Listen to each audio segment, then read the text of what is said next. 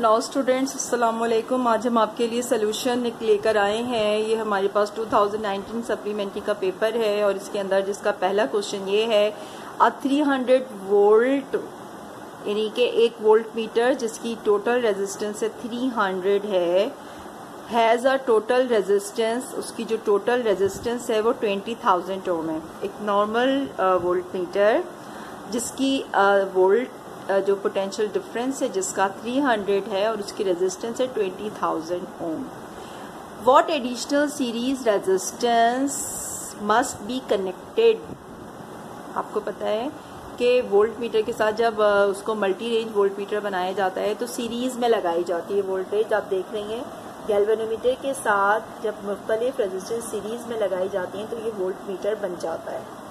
तो कहा जा रहा है कि बताइए कि what additional resistance must be connected, कौन सी रेजिस्टेंस कनेक्ट की जाए ताकि it to increase the range और टू 600 वोल्ट, ताकि उसकी रेंज जो है वो क्या हो जाए 600 वोल्ट हो जाए। गौर से सवाल को देखिएगा। A 300 volt voltmeter has a total resistance of 20,000 ohm, उसकी अपनी 20,000 ओम है। व्हाट एडिशनल सीरीज रेजिस्टेंस, क्या additional series resistance must be connected, connect की जानी चाहिए to increase the range of 600 volt, यानी कि 300 से हम उसे क्या बढ़ाना चाह रहे हैं 600 तक बढ़ाना चाह रहे हैं। तो इसका फॉर्मूला क्या होता है मल्टी रेंज वोल्ट मीटर का, V is equal to the VG plus VX, यानी कि जो टोटल वोल्टेज होती है वो VG stands for the potential difference of the galvanometer और VX is the potential difference at series resistor. ये इसका बेसिक फॉर्मूला है। और RX रेजिस्टेंस के हवाले से जो फॉर्मूला है ड्राइव फॉर्मूला है, डायरेक्ट फॉर्मूला मैं आपको बता रही हूँ कि RX is equal to the V upon IG minus RG। RX दरअसल क्या चीज है V upon IG minus RG। RG is the current passes with the galvanometer, R is the resistance of the galvanometer। और अगर हम जब volt meter इसी फॉर्मूले को वोल्ट मीटर के हवाले से करेंगे तो यह फॉर्मूला बन जाएगा R dash X is equal to the V over IV minus RV। अब हम इसको देखते हैं कि कैसे सॉल्व करेंगे। Student the data is that the potential difference of the volt meter is 300 volt, resistance of the volt meter is the 20,000 ओम। हमें R dash X find out करनी है और रेंज हमें चाहिए, टोटल जो चाहिए वो 600 वोल्ट चाहिए। तो सबसे पहले तो हम करंट फाइंड आउट करेंगे according to the Ohm's law. V is equal to I into R। I निकाल लिया, वोल्ट के लिए सब जगह VV रख दिया। हमारे पास current passing with the volt meter is equal to 0.015 ampere आ गया। अब हमें निकालना है फॉर्मूला, हमने अप्लाई किया R dash X is equal to V over IV minus RV। हमने V की जगह क्या रखा 600 रखा, करंट की जगह 0.015 रखा और जो हमें रेंज दी गई थी वो 20,000। R डैश X हमारे पास आ गया सॉल्व करके 20,000 ओम। ओम is the unit is a very important students, तो यूनिट का बहुत ज़्यादा ख्याल रखा कीजिए। Unit is a very important. अब आप इसी सवाल में अगर आप देखें तो इसे तो हम इसको वर्बली भी सॉल्व कर सकते हैं। देखिए जब 300 था तो 20,000 हो गया। अब क्या किया उसको डबल कर दिया गया तो उसी रेंज की एक और रेजिस्टेंस बढ़ा दी गई तो क्या हो गई आपको डबल मिल गई, यानी कि एक तो 20,000 तो थी उसके साथ ही एक और अगर गैल्वेनोमीटर के साथ 20,000 ओम्स लगा दी गई तो हमें 600 वोल्ट जो है वो हासिल हो जाएगा। Now students the next question is that drive an expression for the force experienced bye a current carrying conductor in a uniform magnetic field. ये 4 मार्क्स का है। 4 मार्क्स का आप एग्जाम में आपसे ये पूछा जाता है, आपसे ये कहा जाता है कि ये 4 मार्क्स का है और सवाल ये कह रहा है कि आपको क्या मालूम करनी है, फोर्स मालूम करनी है।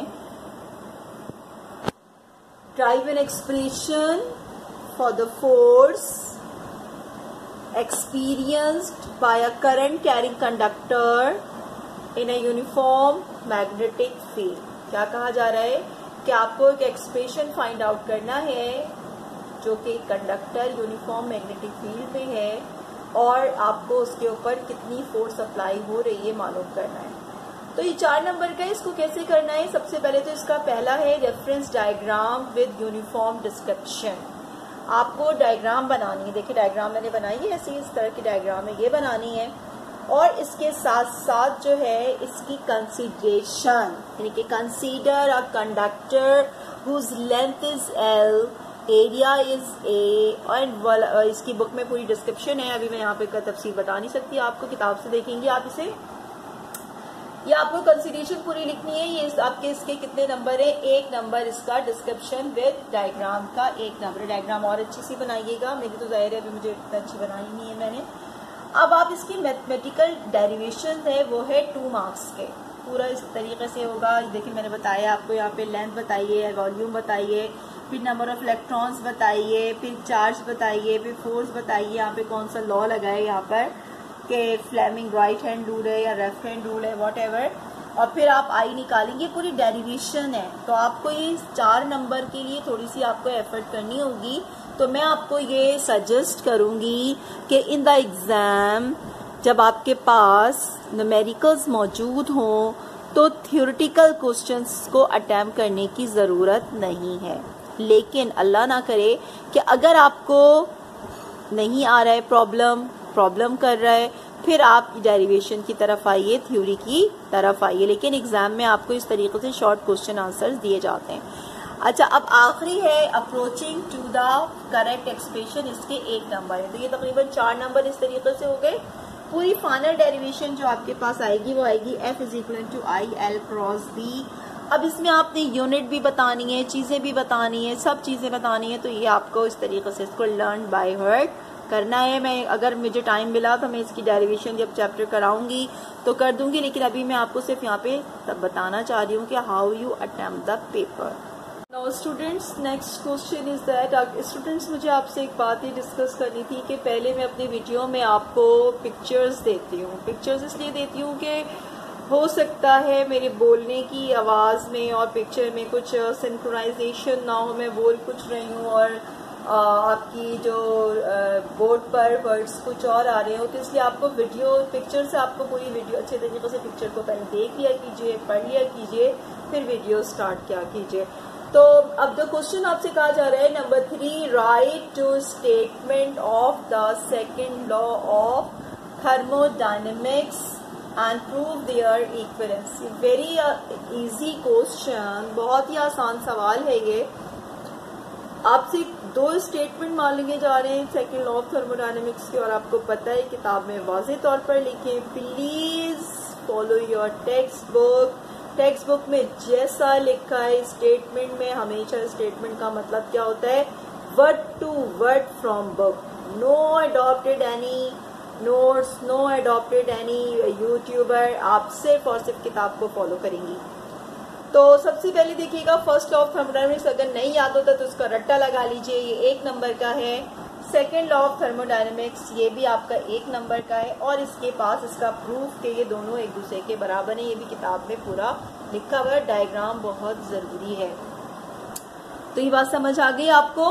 मैंने आपसे क्या कहा कि आपके पास ये फर्स्ट लॉ ऑफ थर्मोडायनेमिक्स आ गया 1 नंबर का, सेकेंड लॉ ऑफ थर्मोडायनेमिक्स आपके पास आ गया 1 नंबर का, और प्रूफ जो आ गया वो आ गया 2 नंबर का। ये पूरे 4 मार्क्स का है। Next question is that find the shortest wavelength of the photon. आपको फोटोन की शॉर्टेस्ट वेवलेंथ मालूम करनी है emitted in Barmer series and determine it's energy in electron volt. आसान सवाल है, बहुत पूछा जाता है। आपसे दरअसल मालूम करना है, आपको शॉर्टेस्ट वेवलेंथ फाइंड आउट करनी है। क्या करना है आपको शॉर्टेस्ट वेवलेंथ फाइंड आउट करनी है। वेवलेंथ मालूम करनी है शॉर्टेस्ट। क्या मालूम करनी है? शॉर्टेस्ट वेवलेंथ फाइंड आउट करनी है। और कंडीशन क्या है? Condition is the Barmer. अब आपको ये याद रखना पड़ेगा कि बार्मर सीरीज का मतलब हमेशा याद रखिएगा, for Barmer series P2, P is the orbit, P कौन सा ऑर्बिट है, पी एक दो ऑर्बिट है, हाइयर एंड लोअर। आप देखें जो फॉर्मूला आपके पास है 1 lambda is equal to R H 1 P square minus 1 N square. तो याद रखिएगा कि n जो है वो p से ज्यादा होता है, n is greater than, n is equal to p+1 p+2 and so on. तो याद रखिएगा ये बहुत इंपॉर्टेंट चीज है। 1 lambda is equal to R H 1 P square minus 1 N square, जबकि आपके पास n जो है वो क्या होना चाहिए, p से ज्यादा, n हाइयर है और p जो है वो क्या है, लोअर है। तो बाउमन सीरीज के लिए p की वैल्यू 2 है। For the Balmer series p is equal to 2 और आपके पास n जो होगा वो 2 से ज्यादा। लेकिन यहाँ पे अब हमें कौन सा चाहिए, उसके लिए उन्होंने कह दिया है शॉर्टेस्ट कह दिया है। और शॉर्टेस्ट में क्या छुपा हुआ है, शॉर्टेस्ट में छुपा हुआ है n is equal to the infinity. Infinity जब भी आएगा तो ये किसके लिए होगा, शॉर्टेस्ट के लिए होगा। किसके लिए होगा, शॉर्टेस्ट के लिए क्या होगा, n is equal to the infinity. आपको अपना याद रखना पड़ेगा। देखते हैं इसको सॉल्व करते हैं फिर आंसर क्या आता है। सब हमें निकालनी है, क्या निकालना है हमें वेवलेंथ फाइंड आउट करनी है। n is equal to infinity and p is equal to 2. Substitute the value in the formula 1 lambda is equal to the RH 1 2 square 1 infinity का square and 1 infinity is equal to 0. When we simplify these things we have the lambda is equal to 3.646 into 10 to the power minus 7 meter. देखिए यहाँ पे जो answer आएगा 1 lambda का जो answer आएगा उसका हमने क्या निकालना है, उसका हमने रेसिप्रोकल फाइंड आउट करना है, क्योंकि हमें 1 लैम्डा नहीं चाहिए बल्कि हमें क्या चाहिए, लैम्डा चाहिए। तो लैम्डा की वैल्यू आ गई हमारे पास, कितनी आ गई, lambda is equal to 3.646 into 10 to the power minus 7 metre is our the wavelength. अब हमें एनर्जी फाइंड आउट करनी है। ये बड़ा ही इंपॉर्टेंट फॉर्मूला है एनर्जी का, शॉर्ट क्वेश्चन आंसर्स में भी आपसे पूछा जा सकता है। Energy is equal to hc over lambda, where h is the Planck's constant, c is the velocity of light and wavelength जो कि अभी हमने फाइंड आउट की थी। आपको पता है इसकी value 6.63 into 10 to the power minus 34 constant है, इसको याद कर लीजिए। Velocity of light 3 into 10 to the power 8, ये भी याद कर लीजिए। लैम्डा की वैल्यू यहाँ पे सब्स्टिट्यूट की, आपने इसको सिंप्लीफाई किया। पहले मैंने क्या किया कि जो एक्सपोनेंट थे उनको एक तरफ रख दिया, ये 10 टू द पावर माइनस 7 यहाँ पे था, ऊपर जाके क्या हो जाएगा, +7 हो जाएगा। 7 और 8 को ऐड कर दिया और माइनस 34 में से जब माइनस किया तो हमारे पास आंसर कितना आ गया, 10 टू द पावर माइनस 19। तो एनर्जी जो है वो हमारे पास क्या आ गई। अब हमारे पास जो आंसर आ रहे हैं वो आ रहे जूल्स में आ रहे हैं, लेकिन उन्होंने क्वेश्चन में क्या पूछा है कि energy in the electron volt. हमें पता है कि 1 electron volt is equal to 1.6 into 10 to the power minus 19 joules. To convert the joule into the electron volt be divided by the 1.6 into 10 to the power minus 19। यानी कि हम क्या कह रहे हैं कि इलेक्ट्रॉन वोल्ट हासिल करने के लिए हम इसको किस चीज़ से डिवाइड कर देंगे, 1.6 into 10 to the power minus 19 से इसको डिवाइड कर देंगे। जो जवाब आया हमारे पास उसको हमने डिवाइड किया, हमारे पास correct answer is the 3.40 electron volt is our correct answer. Now the question again repeat कर रही हूँ मैं। A 500 ohm resistor is to be wound from a platinum wire 0.1 millimeter in diameter. How much wire is needed? बताइए कितने तार की ज़रूरत होगी। तो उसके लिए आपको करना ये है कि एक रेजिस्टर है जिसकी रेजिस्टेंस ओरिजिनल रेजिस्टेंस 500 ओम है, उसका डायमीटर 0.1 मिलीमीटर है। आपको लेंथ मालूम करनी है कि बताइए कितनी लेंथ की ज़रूरत होगी। तो सोल्यूशन के लिए सबसे पहले तो आप डेटा देख लीजिए। R not is equal to 500 ohm, diameter is 0.1 millimetre and rho is equal to the 11 into 10 to minus 8 ohm metre. 1 millimetre is equal to 10 to minus 3 metre के बराबर होता है। अच्छा, उसके लिए आपके पास original formula is that R is equal to rho L over A. तो हमें तो लेंथ चाहिए, क्रॉस मल्टीप्लाई हम करेंगे तो हमारे पास एल आ जाएगा आर ए ओवर रॉ। अब देख रही हैं कि क्वेश्चन में area is not given but यहाँ the diameter is given, diameter given है जिसकी वजह से हम यहाँ पे एरिया के लिए फॉर्मूला निकालेंगे। Area is equal to pi R square. तो रेडियस निकालने के लिए हमने क्या किया कि डायमीटर को 2 से डिवाइड किया तो हमारे पास रेडियस आ गया, और ये आ गया था 0.1/2 × 10⁻³ मीटर। मिलीमीटर को 0.1 मिलीमीटर को कन्वर्ट कर दिया, 1 millimetre is equal to 10⁻³ metre. तो we get the radius is equal to 0.1 divided by 2 × 10⁻³ metre. ठीक है, लेंथ हमें फाइंड आउट करनी है। बेसिक फार्मूला रखा हमने, r is equal to rho L over A, cross multiply किया, हमारे पास एल आ गया आर ए ओवर रॉ। और एरिया फाइंड आउट करने के लिए हमने यहाँ पे फार्मूला लगाया, area is equal to pi R square, substitute किया आर की value.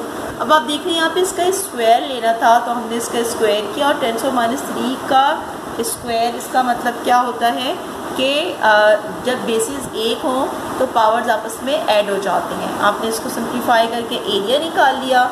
When we substitute the value of area, we get the answer 35.68 metre.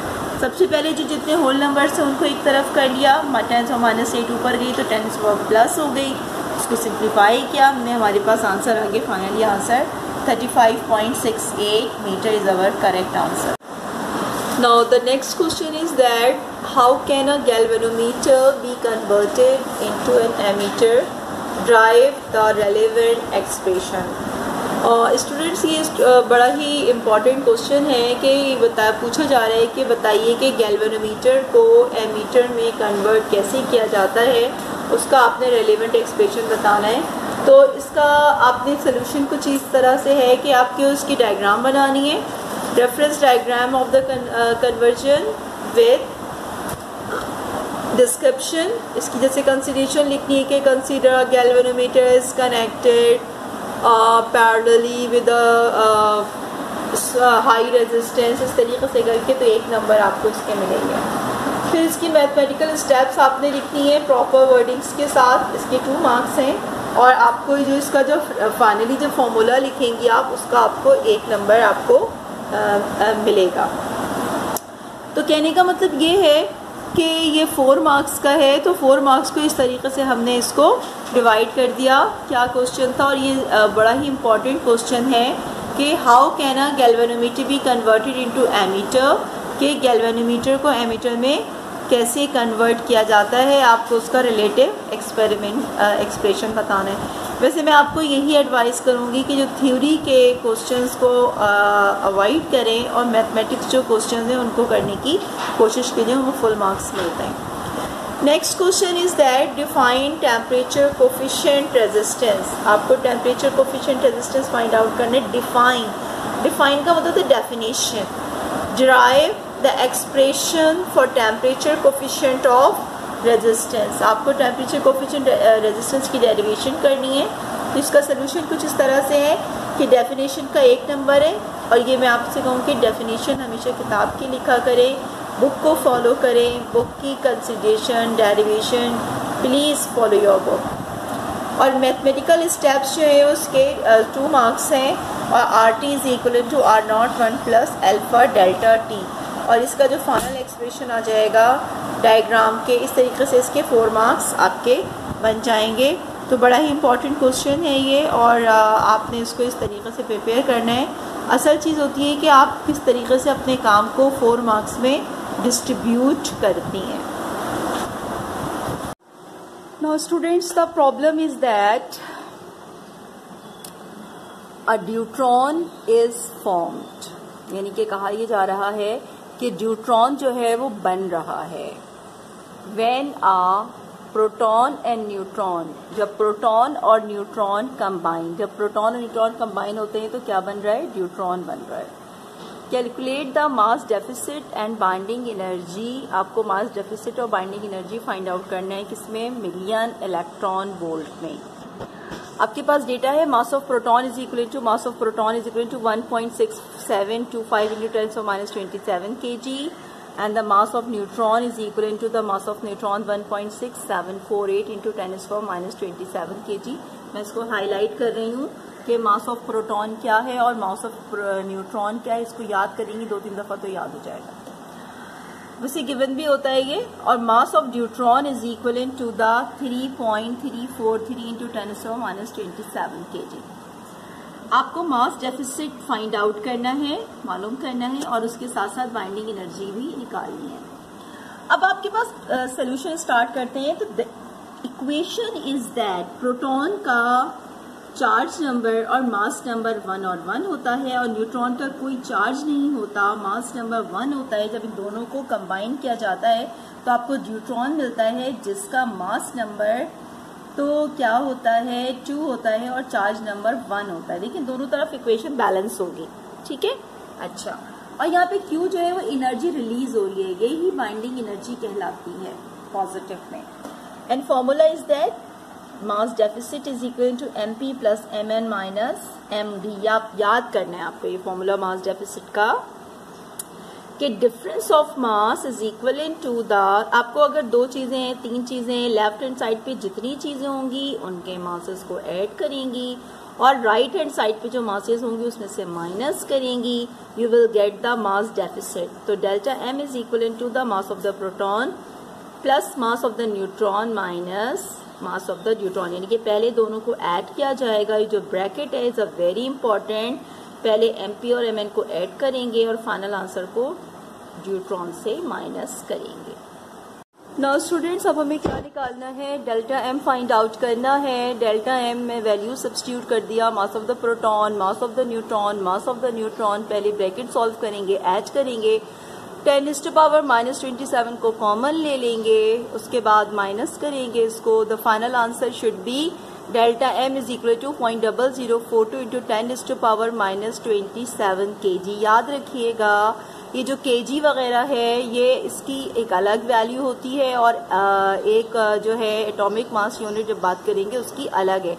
अभी हमने चूंकि डेल्टा M बाइंडिंग एनर्जी का फॉर्मूला है, डेल्टा M तो आ गया, ठीक है। अब बाइंडिंग एनर्जी क्या है, formula delta M multiply by C square. अगर आप गौर से देखिए तो बाइंडिंग एनर्जी का फॉर्मूला क्या है, delta M multiply by C square. C is the velocity of light, 3 × 10⁸ का स्क्वायर। इसको आपने ब्रैकेट को ओपन किया, 3 का स्क्वायर किया तो 9 हो गया, और 10⁸ का स्क्वायर किया तो आंसर आ गया 10⁻16। अब यहाँ पे सिंप्लीफाई करेंगे, मल्टीप्लाई करेंगे आप, और उसके बाद एक्सपोनेंट्स को बेसिस देखें, पावर्स आपस में ऐड हो जाती हैं।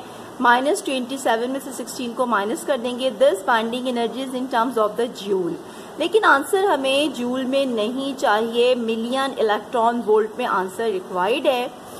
हमें कन्वर्जन पता है कि 1 electron volt is equal to 1.6 into 10⁻⁻19 joule, और ये मैं आपको बता चुकी हूँ। To convert joule into electron volt divide by 1.6 into 10⁻⁻19 से, यानी कि जब भी जूल को इलेक्ट्रॉन वोल्ट में डिवाइड करते हैं तो 1.6 इंटू 10⁻⁻19 से डिवाइड कर देते हैं, हमारे पास बाइंडिंग एनर्जी आ गई। अब ये जो आंसर आ रहा है ये सिंपल किस में आ रहा है, इलेक्ट्रॉन वोल्ट में आ रहा है, लेकिन अब हमने जब देखा कि ये 10⁻6 इलेक्ट्रॉन वोल्ट क्या चीज है, तो 1 मिलियन का मतलब होता है 10⁻6।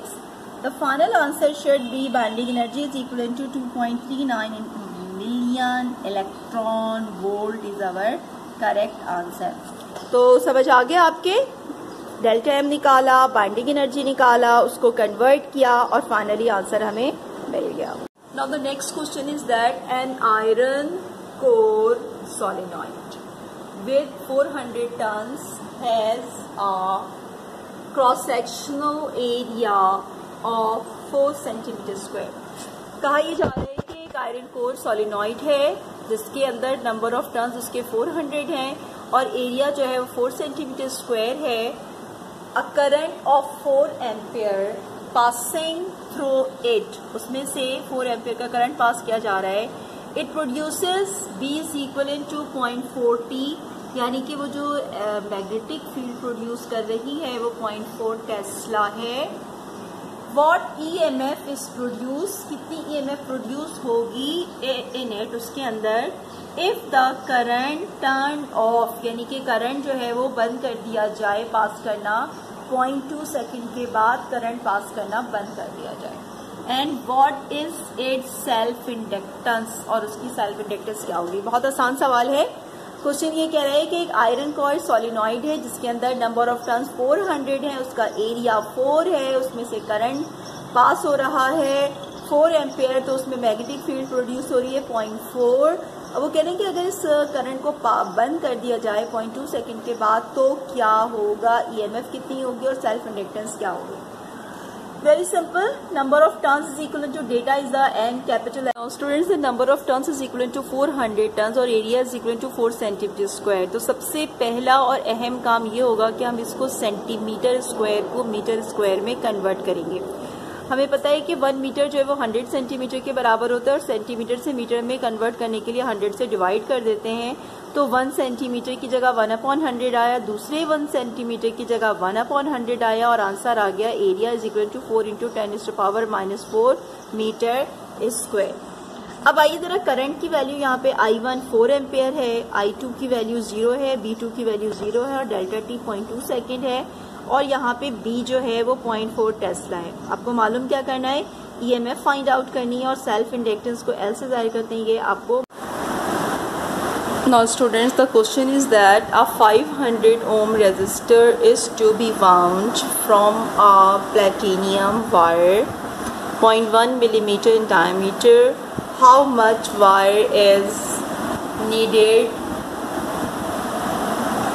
और इसके रॉ जो है आपको ये गिवन है। आपसे कहा जा रहा है कि एक 500 ओम का रेजिस्टर है, उसको जो है वो कैसे उसके ऊपर एक तार जो है वो लपेटा जा रहा है, उसका डायमीटर जो है वो 0.1 मिलीमीटर गिवन है और उसकी जो रॉ है वो 11 × 10⁻⁻8 गिवन है।